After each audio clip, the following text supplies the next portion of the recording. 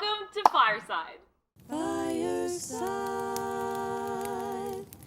Today I have Noah Longworth McGuire and Nate Flex from Sleeping Lion, and I'm so pumped to have you guys here. How are you feeling? We're feeling good. Yeah. I love a good fireside. I just want to dive straight in because I've known you guys for quite a while. You both met at Berkeley. We were both on the same floor of the 270 dorm building.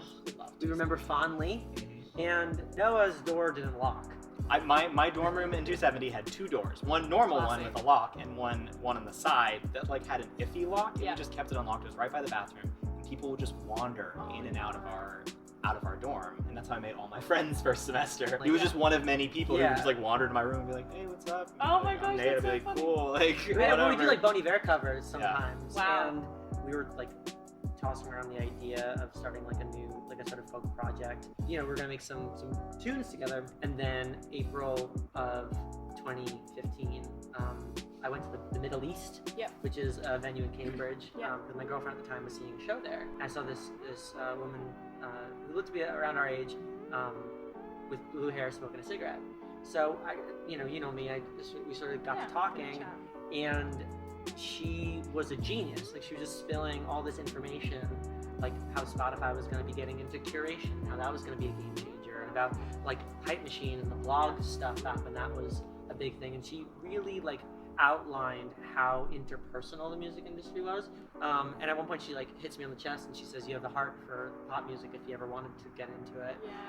So I walked back to our dorm, and I hear Noah working on a beat, and it kind of just like clicks that, you know, maybe like I can't produce, but I know how to write. Like, maybe we can actually try this advice out.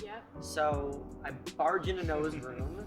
I stand there for like 20 minutes. I don't say anything. I was just like, "Hello." I'm just staring at the floor, like pacing in a circle. Like I was forming a plan that involved him in a very radical and significant way.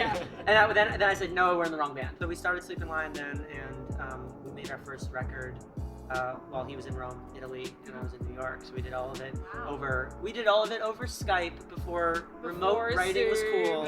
Oh, I forgot the punchline. The one with blue hair was Halsey. It was Halsey. It was Halsey the whole time. We're in pop music because Halsey told us to. That's beautiful. So how would you say what is the dynamic between the two of you in terms of production, in terms contentious. of writing? Yeah, cutthroat. Ruthless. Yeah, I love that. Best kind of friendship. I would describe it as a roommate relationship. I think we would always sort of describe it to people that know I was the producer and I was the songwriter, and what we kind of learned especially as we started to write and produce with other people. You know, like my favorite discovery was that Noah's an insanely good writer. Well, not for nothing, we've gotten better at it. I've made an active attempt to get better.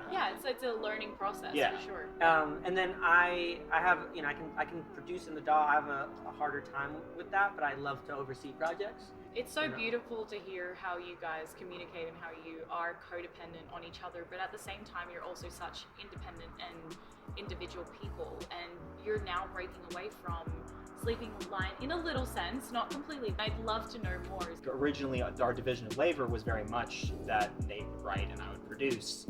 And after a couple of years, I started kind of realizing within myself, just like, I've always kind of been a songwriter, but I've never like taken the time to get good at. Like, I don't know what I have to say alone in a room. Like, I was starting to peel back those layers, but then when the pandemic hit, I was like, oh, here's some free time, and I just gone through the biggest breakup of my life, and it all kind of lined up nicely. That I just now I have an album worth of songs. That's incredible. One thing that is so cool about the fact that like he's got this project, and I hope it's a sort of mutual feeling as well, is that like we have run the gambit of like all the different sort of permutations of our you know, friendship, relationship, and whatnot. Like, we have been classmates together.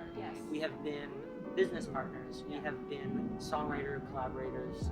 We have been roommates. We've been best friends. You know, we've had like all of these sort of permutations. But one of the things that has been so like awesome about this project and about this sort of growth that we've had is that he's now become my favorite artist. And so it used to be that like I would collaborate with Noah. I now get to like collaborate with one of my favorite artists. And like, you know, and it adds this trust, I think. I want to dive into your work with TV and film. You just worked on the film Bolognese, and I want to hear all about it. Oh man, yeah. Well, Bolognese, a horror short that we worked on. I think it's making its way through festivals. But yeah, before we were doing Sleeping Lion, talk about the solo and the stuff that comes together. I was doing sound editing for film. Right. So sound editing, for folks who don't know, is like the footsteps, the background. Yeah.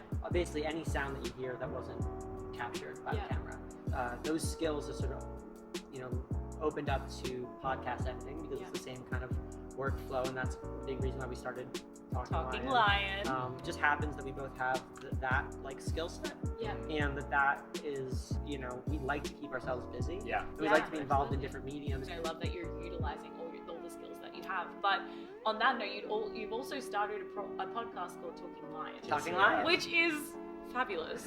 And you've had some incredible people. You've had Lou, you've had Mothika. Like, talk to me about that process and how you've gotten in touch with these incredible artists. I found a journal from when we started Sleeping Lion. Yeah. That had like that 5-year plan and everything. And you see this sort of web of all these plans that was concocted that evening. But when you turn the page, it says Sleeping Lion Podcast. And it had a list of people. So in a lot of ways, I think that and this is 2015, so in a lot of ways, the idea of having a podcast was always tied into what we do because the ethos of our project is always communal. I love that you said community though, because I think that's so important as an artist. Like, you can't do everything yourself, and to grow it takes community, and it takes people supporting you and believing you. But speaking of believing you, I'm gonna play a little game with you guys. Ooh, okay. Called Trivia. Trivia. I've heard of that game. Heard of it. I know that game. Yeah, you guys have a team, right? What's We it have a called? team. Our team's called Guessing Lion. Yeah. All right, let's play trivia with Guessing Lion. Okay, Guessing Lion, we are going to play. I love the little. Oh, that's us. We are going to play trivia. Question 1: the songs "I Could Have Danced All Night," "The Rain in Spain," and "Get Me to the Church on Time" are all songs from What's that story? My Fair Lady. My Fair Lady. Name the Planet, Obi-Wan Kenobi, and Anakin. Anakin? I always say his name wrong. Name the planet Obi-Wan Kenobi and Anakin Skywalker duel on in Star Wars Episode 3. Mustafar. Revenge of the Sith. Mustafar. Who directed Scream? Ooh. Wes Craven. Yes. Good. That's Yes. good. Yes, we almost saw it the other night. The code in the Matrix comes from what food recipe? Dumpling recipe, stir-fry recipe, and sushi. Huh. I don't think I've ever heard this. Just context clues, I would think it's dumpling because that seems like there would be more of a recipe than, say, sushi or stir fry. I'm going to say dumpling. Oh, that's embarrassing. Really? So the producer that was, coming up with the coding actually saw his wife's sushi recipe. She was Japanese, and the way that it was written was long form. I should have done the vertical. Which Pulp Fiction scene was filmed backwards? Vincent and Mia's dance scene, Mia's overdose, the royal with cheese scene. Mia's overdose because they didn't stab her, they actually lifted it up and then played it in reverse.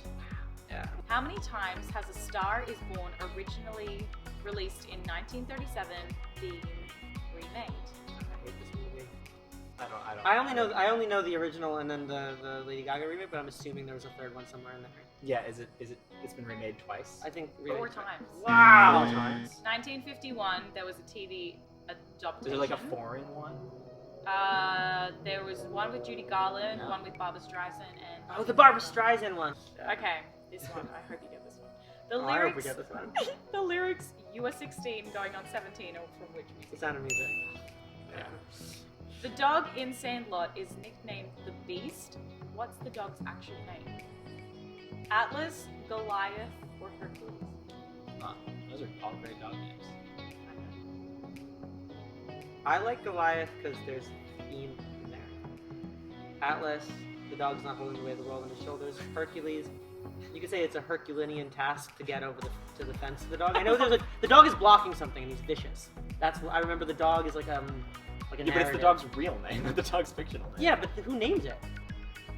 Oh, you mean the actual dog, like the actor? The dog actor name. No, No, the dog's name. the dog's name in the movie. Yeah. That's why I'm thinking it's Goliath because it's the obstacle you have to. Okay. I'm gonna say Goliath. Hercules. In which musical do the actors perform the entire show on skates? Oh, Starlight Express. Yes. Andrew Lloyd Webber. Oh yes, I Yes. was like Disney on Ice. Yes. Starlight Express. Very good. Okay, I think you will definitely know this one. How many daughters does Tevye have in Fiddler on the Roof? 3. No. Okay, wait, hold on. One marries Laser Wolf. Yeah. One marries her best friend. One leaves home.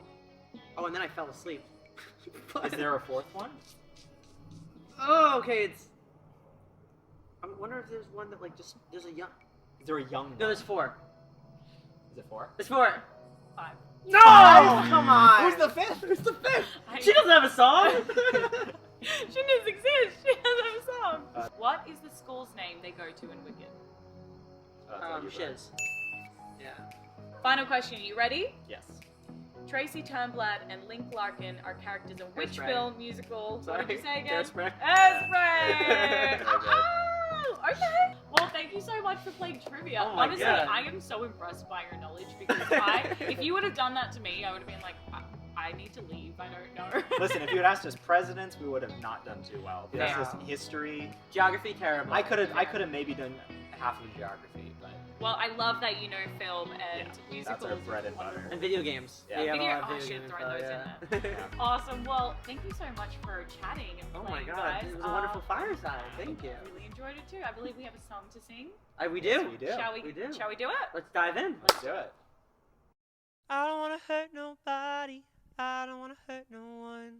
I don't wanna hurt nobody. I don't wanna hurt no one. I don't mean to be selfish, but I'm worried about myself going out with a death wish. Well, I'm getting over someone else, and I'm waking up with strangers, being careless with my words. Maybe this is a standoff. Don't make me fire first. I don't wanna hurt nobody. I don't wanna hurt no one. I don't wanna hurt nobody.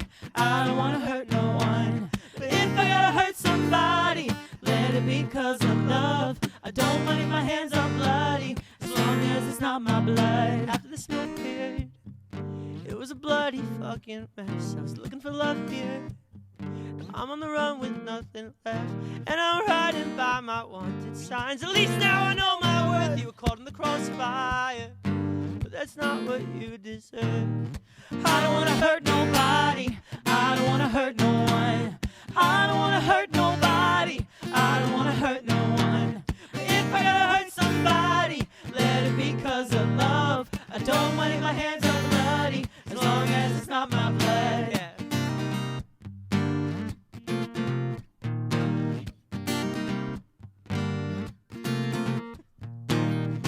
I don't wanna hurt nobody. Oh, I don't wanna hurt nobody. Oh, I don't wanna hurt nobody. Oh, I think I might hurt somebody.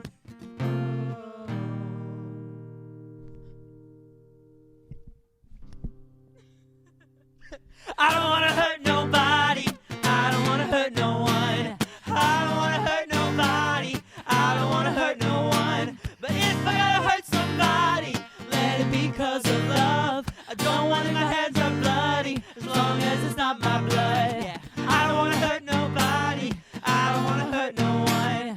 I don't wanna hurt nobody. I don't wanna hurt no one. But if I gotta hurt somebody, let it be 'cause of love. I don't mind if my hands are bloody, as long as it's not my blood. That was Hurt Nobody by Sleeping Lion, and that is coming off your new record, right? Yeah, our new record's called Most Improved. It's coming soon. So exciting! And where can everybody listen to it? All over the World Wide Web. We are as accessible as music can be. Just look up Sleeping Lion. You'll find us because we want you We want you. to listen to us. And you will. Go check out Sleeping Lion. And if you like this episode, remember to like, follow, and subscribe. And we'll see you next time. Which character sings "Memory" in caps? Grisabel? Is that how you say your name? Gristabel. Kate Hudson? Kate Hudson. It's Kate Hudson. Taylor Swift? No. No. The name of the cap. Yeah, it's like something so Bell. close. We saw cats 3 times in theaters. Grisabella, the glove. Oh! Grisabella. Bella, okay. You get half a point. Yeah, that was Grisabel, pretty good. Grisabella. Cromelda. I don't know where that I came love from. that.